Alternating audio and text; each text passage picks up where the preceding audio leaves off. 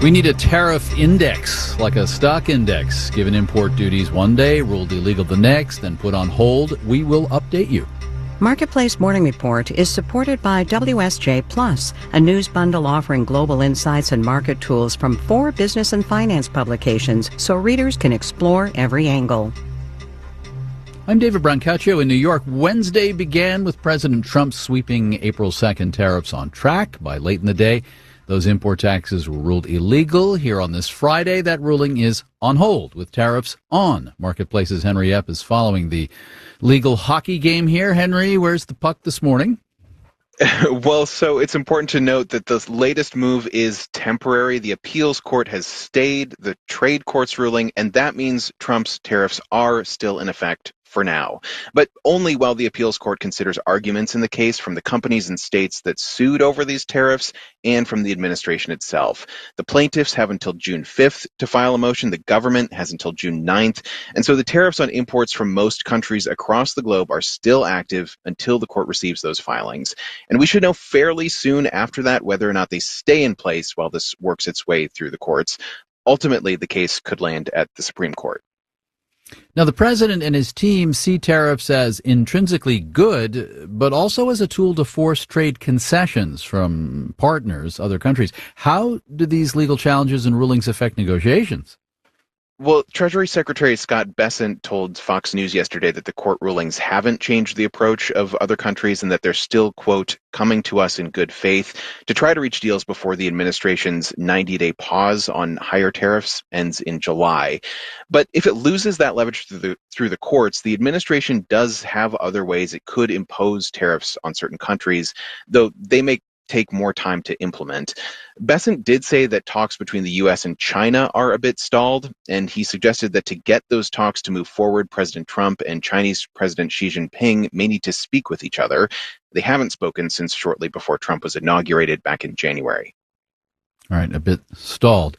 Tariff toing and froing. Markets, S&P and NASDAQ futures are both down 0.1%.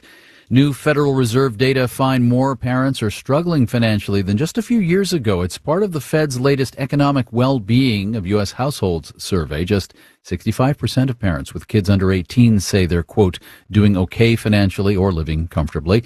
It's down 10 percentage points since 2021, a COVID year. Among adults who don't have kids, 76% say they're doing okay financially. Here's Marketplace's Samantha Fields. Life has gotten a lot more expensive since 2021. Michelle Holder at John Jay College at the City University of New York says everyone's been feeling it, but any sort of expense that you encounter for your household just gets bigger when you have children in that household. I mean, you pay more for food, you pay more for clothing, you are likely going to pay at some point for childcare. The financial struggles many parents face predate the pandemic and inflation, says Suzanne Kahn at the Roosevelt Institute. They've been building for a really long time because they're rooted in structural issues. Namely, a lack of affordable childcare and paid family and sick leave. But in the last few years, childcare and housing costs are through the roof. Childcare costs almost 30% more now than it did pre-pandemic. Families are having to make really hard choices about whether and how much caregivers participate in the paid workforce and how much they are at home. And that's not good for the economy. If there are workers who would like to be in the workforce, but who have to stay home instead because they can't afford childcare. I'm Samantha Fields for Marketplace.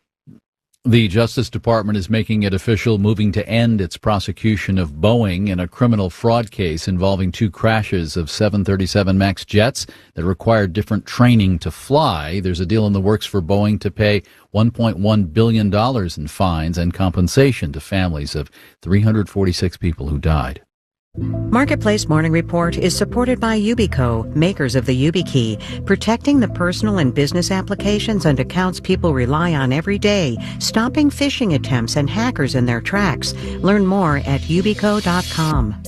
And by This Is Uncomfortable, hosted by Rima Crace from Marketplace, talking about life and how money messes with it. New season available on podcast apps.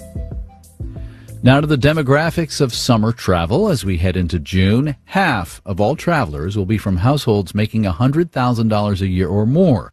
Now, just 2 years ago, just over a third of travelers made $100K or more, implying lower income people are traveling much less. This is from a survey from Deloitte. Marketplace's Kristen Schwab has that.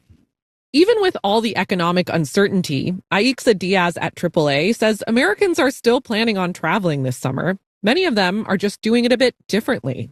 They're just packing up the car and maybe heading to a beach a couple hours away, or maybe they're going to the theme parks, and maybe they're staying with family and friends to save money along the way. It's worth noting that AAA defines travel as any excursion at least 50 miles from home, which includes shorter trips by car. The shift to local tourism is making the airline industry nervous, says Brian Terry, managing director of global aviation at Deloitte. Airlines have pared back their capacity for this summer and into the fall. Pared back on average by about 5%. To make up for the revenue gap, they're focusing on top-tier travelers who are more likely to make upgrades and are still long-haul traveling. We are seeing a slight pullback in demand for Europe and a slight increase in demand for the Asia-Pacific area. That shift might have something to do with a weaker dollar and the idea that a vacation budget can stretch further in Asia. Meanwhile, Henry Hartevelt, a travel industry analyst at Atmosphere Research Group, says the tourism industry in the U.S. isn't just worried about Americans' vacation plans. Businesses are worried about international travelers. There certainly is more hesitancy for a variety of different reasons. Some of it's political, some of it's related to trade. Some of it, he says, is related to how foreigners feel they may be treated in the U.S. Hartevelt says, in general, travel booking numbers can be a sort of proxy for how consumers feel about the economy and where it's heading.